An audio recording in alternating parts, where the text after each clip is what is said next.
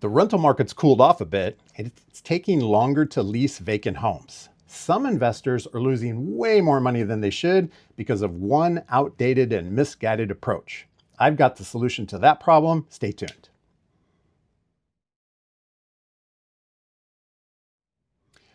Hey, Brian Bean here with Dream Big Property Management in Riverside, California. We help people just like you become intentional rental property investors. Hey, how long does it take to find a renter in Southern California? That's a common question I get, especially from newer investors who want to know how many days, weeks, or months that they should expect to be vacant. But really, that's not the right question. The real focus should be, how do I quickly find and secure a great renter? Because it's in your control. Your decisions and your actions will determine how long it takes.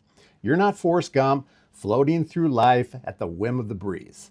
If you have a solid plan and you follow a simple process, you'll reduce your vacancy time and calm your fears about the time it takes to find a new renter. But you need a good foundation to start from. So let's dig in.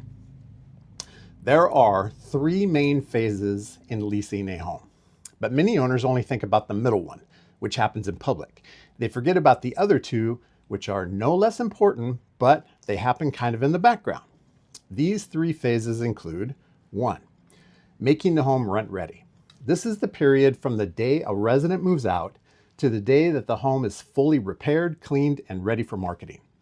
Our target is 14 days or less. 2nd, marketing and approval. From the day the home hits the market through showings and applications to the day we approve an applicant. This is the actual days on market, and our target here is also 14 days or less. And lastly, occupancy. This is the gap from the day of approval to the day that the lease actually starts. At Dream Big, that's within 14 days or on the first day of the month, whichever comes first. These phases can overlap and reduce the overall timeline. We do try to start each phase as early as possible, but even if you shave off a week on phases 1 and 3, you're still looking at potentially a month of vacancy.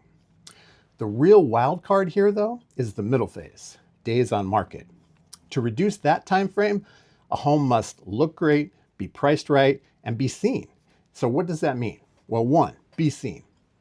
The home must be posted and findable where your potential applicants are looking.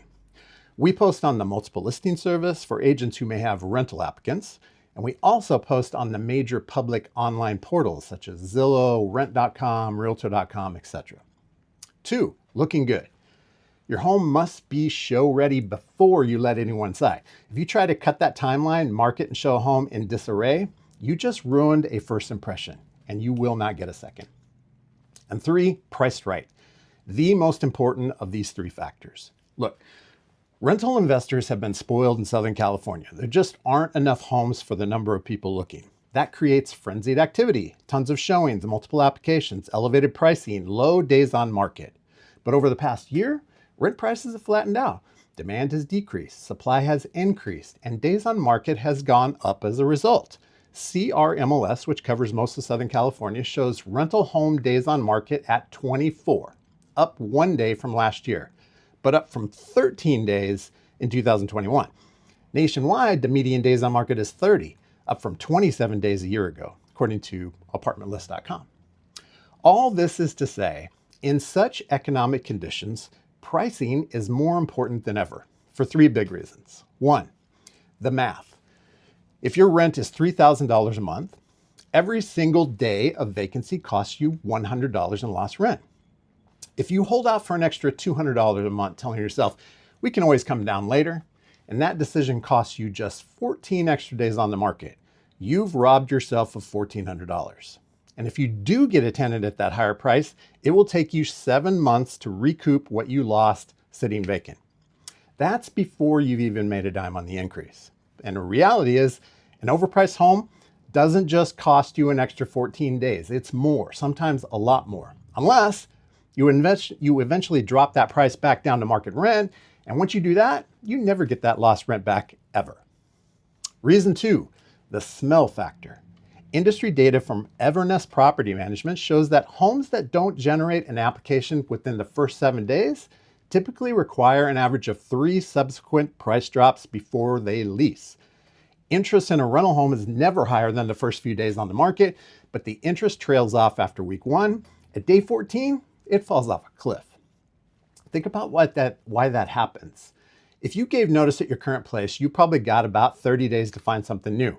If we don't catch a great applicant in the first 2 weeks, we might lose momentum for another 2 weeks because the strongest prospects have already locked in a home for the coming month.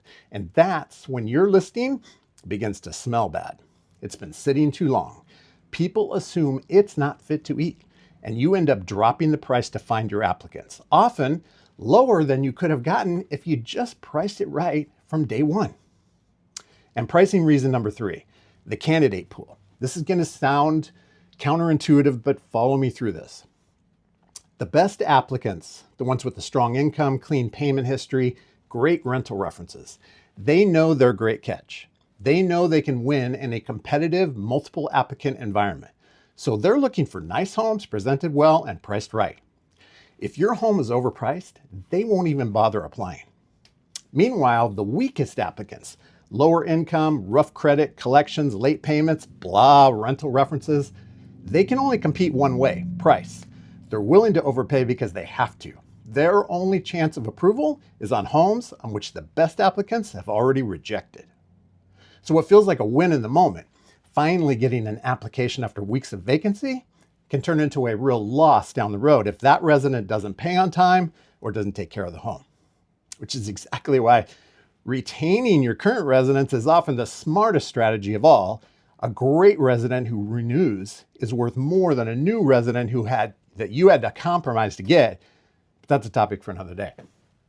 Bottom line, price close to market from day 1. Plan for the true 3-phase timeline to lease your home. Understand that speed and pricing are not separate issues. They're hand in glove for your rental home. Follow the plan.